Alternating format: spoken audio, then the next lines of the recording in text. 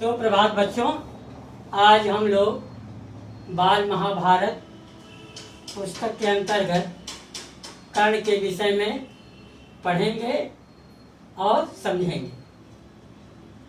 पांडवों ने कृपाचार्य और द्रोणाचार्य से शिक्षा ग्रहण की। कौरव और पांडव के पहले गुरु कृपाचार्य और द्रोणाचार्य थे, जिससे इन लोगों ने अस्त्र शस्त्र की विद्या ग्रहण की। शिक्षा ग्रहण करने के बाद एक समारोह का आयोजन किया गया।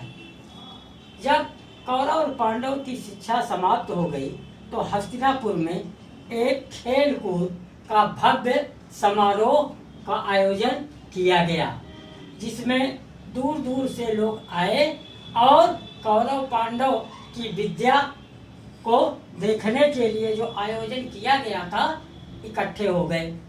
अर्जुन धनुर्विद्या में निपुण था। अर्जुन पांडवों में अर्जुन जो था एक इतना बड़ा धनुर्विद्या का जानकार था कि इसके खेल से सारे सभा में मौजूद लोग वाह वाह करने लगे, जिससे दुर्योधन ईर्ष्या करने लगा। अर्जुन के खेल को देख करके दुर्योधन ईर्ष्या करने लगा। एक खेल हो ही रहा था कि द्वार पर एक रोगीला युवक अर्जुन के सामने आ खड़ा हुआ। जब खेल चल रहा था, अर्जुन का नाम जोर जोर से लोग लेकर के ताली बजा रहे थे। उसी समय एक युवक आया और अर्जुन के सामने खड़ा हुआ। यह युवक अधिरथ द्वारा पोषित कुंती पुत्र कर्ण था।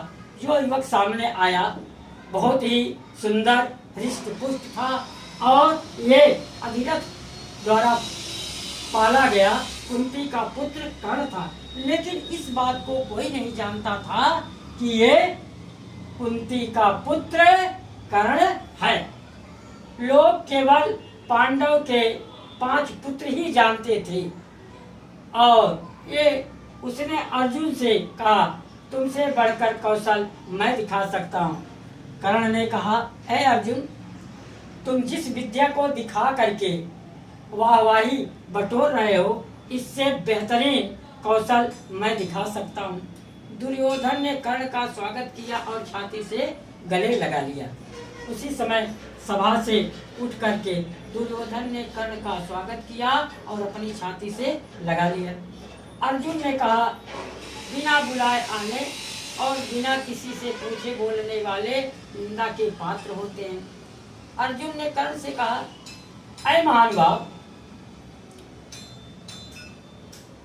तब तक उसको सम्मान नहीं मिलता जब तक किसी व्यक्ति को बुलाया ना जाए और बोलने के लिए कहा ना जाए। कर्ण ने कहा, अर्जुन, उत्सव सबके लिए होता है। कर्ण ने कहा, अर्जुन, ये उत्सव कौरव और पांडव के लिए नहीं है। इस उत्सव में तो कोई भी भाग ले सकता है। उत्सव में मौजूद कुंती ने कर्ण को पहचान लिया और बेहोश हो गई। उत्सव में उस समय वहाँ पर कुंती मौजूद थी। उसने पहचान लिया कि ये मेरा पुत्र कर्ण है और ये सोचते ही वो बेहोश हो गई। आप लोग बच्चों इस पाठ को ध्यान से पढ़िएगा और समझिएगा तथा इसको अपनी कॉपी में जो हम आज बता रहे हैं इसको लिख लीजिएगा। धन्यवाद।